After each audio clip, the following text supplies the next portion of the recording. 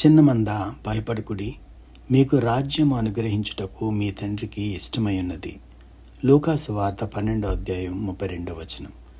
నీ పరలోకపు తండ్రి నిన్ను ప్రత్యేకమైన వాడిగా, తనకు అమూల్యమైన స్వాస్థ్యంగా చూస్తున్నారు. కాబట్టి జీవితమంతా నేను ఇతరులంతా కాదు, నేను సరిపోను, నేను అందంగా లేను అనే తక్కువ భావంతో జీవించకు.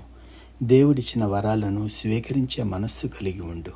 మరియు దేవా, మీరు నా గురించి చెప్పేది నేను స్వీకరిస్తున్నాను, మీ ఆమోదాన్ని నేను అంగీకరిస్తున్నాను, మీ ప్రేమను నేను స్వీకరిస్తున్నాను, నన్ను అంగీకరించినందుకు మీకు కృతజ్ఞతలు. నేను విలువైన వాడిని, అమూల్యమైన వాడిని, మీ చేతిలో నేను అద్భుతమైన సృష్టిని అని ప్రకటించు. తన రాజ్యాన్ని నీకు ఇవ్వటం తండ్రికి ఎంతో ఇష్టమైనది అని పరిశుద్ధ గ్రంథం చెబుతుంది. అంటే నిన్ను ఆశీర్వదించటం, నిన్ను క్షమించటం, నీపై తన కృప చూపించటం దేవునికి ఎంతో సంతోషాన్ని కలిగిస్తుందని చెప్తున్నారు. అయితే నీకు ఒక ప్రశ్న, నీవు ఆ వరాలను స్వీకరిస్తావా? నీవు విలువైన వాడివని, దేవుని ఆమోదం పొందిన వాడివని, ఆశీర్వదించబడిన వాడివని, ఆయన కృప నీపై ఉందని నీవు నమ్ముతావా?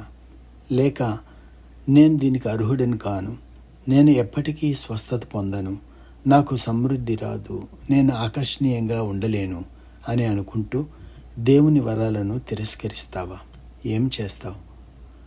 మరి దేవునికి ఆనందం కలిగించాలంటే, ఆయన ముఖంలో నీవు చిరునవ్వు చూడాలంటే, ఆయన వరాలను స్వీకరించే మనస్సు కలిగి ఉండాలని నిశ్చయించుకో.